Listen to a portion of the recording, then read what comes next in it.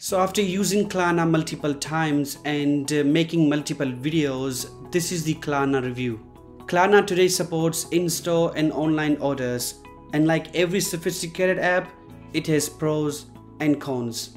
Let's go through the good ones first. When you make a purchase online, the company works with retailers to ensure that you get your products. The app automatically integrates with the shipping company to show the status of the order. As you can see here, my order is still in shipment. You can inform them manually when the product arrives, but I assume that it will automatically be updated in a few days. Secondly, they allow you to add more time to your payment if you can't make it right now. And even if you don't pay them, their late fee is less than many buy now, pay later apps. Some apps like Afterpay do that as well, but the generosity level of Klarna is much higher than other apps I've used.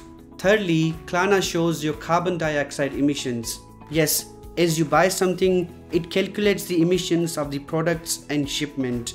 Lastly, Klarna does not charge you interest if you choose the pay in full option. Now in different countries, they have different payment options. For example, in the UK and the US as well, you guys have 3 payment options.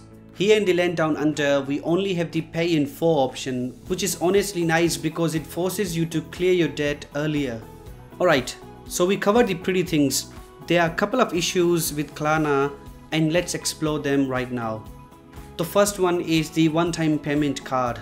So in Klarna, when you pay, you generate a one-time card and use that to pay. Every time you shop, you generate a new card. Now when you do that, Klarna charges you the first payment right away. But for any reason, if you don't end up purchasing that item, the one-time card lasts for 24 hours. And in that period, if it's not used, the card is deactivated. After that period, they process the payment, and depending on your bank, it can take up to 7 days. Now what if I want a different product from a different store that doesn't support Klarna and I don't have any saved money? I'll have to wait for this money to come back, which can be problematic. Another problem with Klarna and honestly with whole buy now pay later industry is that being innocent humans, we sometimes underestimate the cost. Paying 25% seems great, but we don't know how much money we'll have in the future. And I've experienced it myself. When I use Klarna or Afterpay, for some reason I choose more expensive products and end up paying more. I'm sure that it happens to many people because I'm not the only one born in June. With this, I'm trying to say that with those apps, payment can pile up quickly. And if we are not careful, there'll be times when we'll be paying late fees on multiple orders. Lastly, Klarna is a program that does soft credit checks every time you use it. Now they do that to ensure that you have enough money for the order.